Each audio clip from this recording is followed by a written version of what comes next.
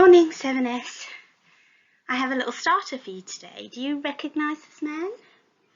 You might have seen him on television at some point.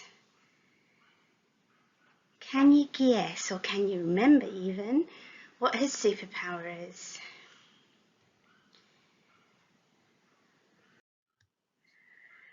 Yes, everything he touches turns to Skittles. Now, some of you might know this advert and remember it, but if you don't, now might be a good point to pause the video and go and follow the link and watch what happens when he touches his office equipment. So this advert was inspired by the myth of King Midas's touch, and we're going to read it together.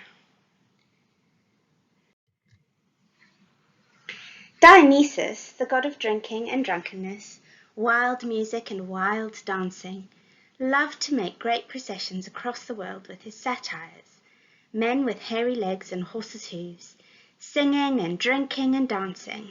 Among the satyrs would be Dionysus' old teacher, Silenus, white-haired, pot-bellied, with red wine constantly dribbling from the corners of his mouth. But he was wise beyond wisdom. During one of those great processions across the old world, old Silenus was left behind. He was found by some people, by some mortals, staggering from one side of the road to another, singing to himself. They caught the satyr and bound him with ropes. Lifting him onto their shoulders, they carried him to their king.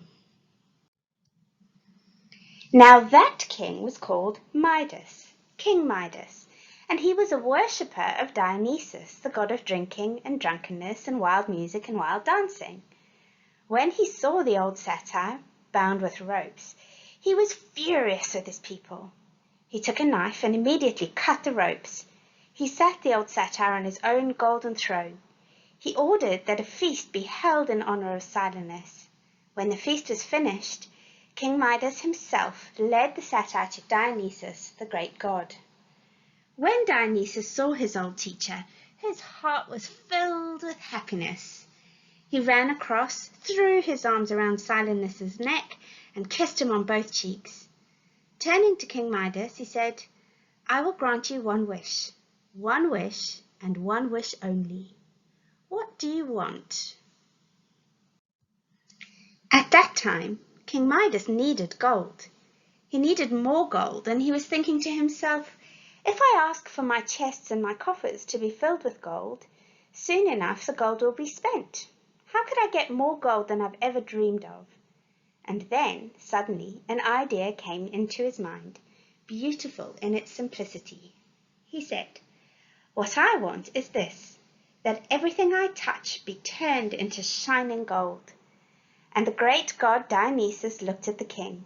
He smiled, bowed his head, and vanished into the light. King Midas turned to walk home. As he turned, he felt a stiffening about himself. He looked down, and his clothes and his robes had hardened into gold. He crouched down and touched the tip of a blade of grass. There it was, like a little golden dagger jutting out of the ground. He ran and plucked an apple from a tree. It was heavy yellow gold, cold against the palm of his hand. He touched the trunk of another tree, and there it was, a golden tree stretching high above his head, the leaves no longer whispering and wrestling, but clinking and clanking like golden chimes. King Midas went this way and that way, touching this and that in excitement. When he came to his palace, he stretched out his hands on the doorway of the palace. There was a golden portal reflecting the light of the sun. He strode inside. He told his servants to prepare a great feast so that he could celebrate his golden gift. Meat and bread and wine and honey cakes were served. King Midas sat down, picked up a piece of bread, put it in his mouth, and bit. His teeth scraped across the rough gold. He grabbed a cup, lifting it to his mouth. At the touch of his lips, the wine hardened into gold, and he was spitting out little golden shards. Suddenly, he understood his mistake. He understood his terrible mistake. At that moment, his little daughter, whom he loved, came running across the floor of the palace. She threw her arms around her father's neck and clattered onto the ground. There lay the perfect golden statue of a little girl, but she was cold, cold, dead gold. Midas knelt beside her, and his golden tears clattered onto her golden face. He said, "Dionysus, Dionysus, I've made a terrible mistake. I beg you, take back your gift of gold." On the high slopes of Mount Olympus, Dionysus, the god of drinking and drunkenness, wild music, wild dancing, looked down at King Midas, and he felt pity stirring in his heart. He appeared before the king and said, "Go and wash yourself in the river Pactolus, where it bursts out of the side of the mountain, and the gold will be washed from your skin, your heart, your soul. Everything you've turned into gold will be returned to its proper form." Midas leapt to his feet, and he ran out of the palace. He ran and he ran and he ran until he came to the place where the huge river Pactolus burst from the side of the mountain. He plunged into the water. He washed himself from head to foot. As he washed himself, the gold was washed from his heart, his skin, his mind, and his soul. When he climbed out of the water, he hated gold with all the strength of the love that he had had for it before. As he climbed out of the water, everything he'd turned into gold was returned to its proper form. His little daughter leapt to her feet, all unknowing, and ran into the arms of her nursemaid.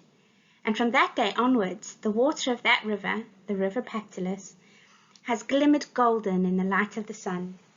Men and women have panned the mud and the silt of the riverbed, the hard little shining nuggets of gold. I'm sure most of you have come across that story before. It's often read and explored when you're at primary school. And it seems to be one of those favourite myths that has stood the test of time. Tomorrow we're going to be exploring why that is. What is the real message behind the story, and why is it still so popular today? Why do we still learn from it and use it in our adverts? Today, though, we're going to be exploring some of the writing techniques, and in particular, we're going to explore how the author has used similes. So just a quick recap. A simile is a figurative technique, a descriptive technique that we use in writing to make our writing beautiful. And it's where one object is compared to another using the words like or as. So I've made up my own simile related to King Midas. So here's my example. King Midas ran to the river Pactolus like a cheetah on the hunt. So you'll see that we've got two things being compared. A cheetah who's running really fast to catch his prey is being compared to how King Midas is running towards the river Pactolus. Here we've got a little extract from the story I've just read to you, and there are two similes in this paragraph. What I'd like you to do is to pause the video now, have a good look at the slide, and see if you can find the two similes. Pause now.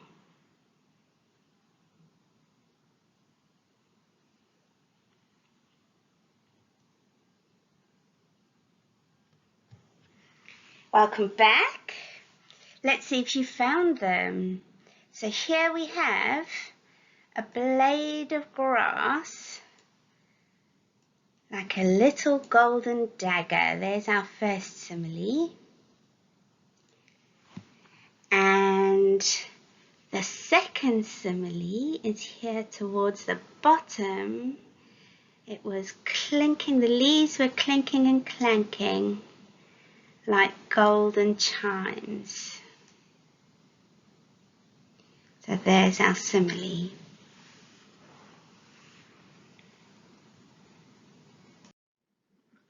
So As I mentioned earlier, similes make our writing beautiful.